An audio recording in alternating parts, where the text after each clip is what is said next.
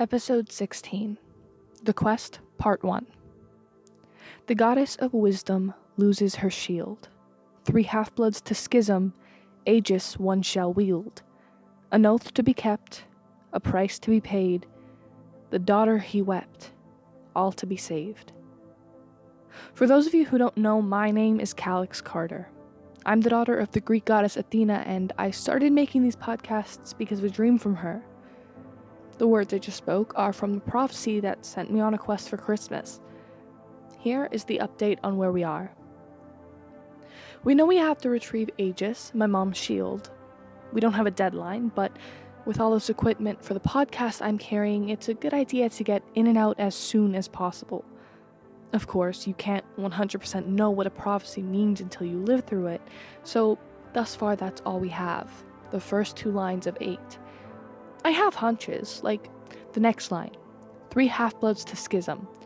Schism means a split, which might mean the 3 of us get split up, but hunches don't matter until it happens.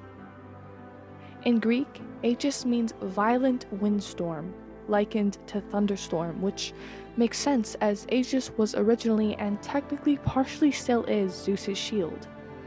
Zeus Aegiokos means Zeus who holds the Aegis, which originally meant sky who holds the thunderstorm. The knowledge of this was a big help in determining where the heck we were going, and we only researched into it when Aurora, daughter of Apollo, came back from the Grove of Dodona and told us she heard the words. Thunderstorms aren't common in winter, but by analyzing the weather charts across the United States and Canada, we discovered that way over in Spring Grove, Illinois, there have been quite a few thunder snows in the same isolated area. A farm. Suffice to say, there was a pretty good bet we could find Aegis there. And besides, we had no other leads, so it was the farm or do more research. The drive there was supposed to be no more than a day's journey, including pit stops, bathroom breaks, traffic, and extra time for any monsters we would inevitably encounter. It took us a total of 2 days, spending some of our funds on a place to stay for that night. Argus, our 100-eyed security guard, was doing his best to get us there as fast as possible, but again, because we smell tasty to monsters and my equipment was always emitting some kind of signal, we had to take a lot of detours and back roads to try and shake the monsters off our tail. That being said, we still ran into a manticore and an Odonontyrannos. Eventually we got there. Well, here. I'm recording in our motel. We head to the farm tomorrow to see what's up with it. All that aside, I'd like to share with you what my real Christmas present was this year. Brace yourselves. This is a big one. My dad is going to die. From the weird way he's been acting lately to how panicky he gets whenever owls hoot around him, maybe it was something I should have picked up on. I don't know. I don't think people just discover that their parent is going to die. When Argus dropped us off, he handed me a letter, then turned and started back on his journey to camp.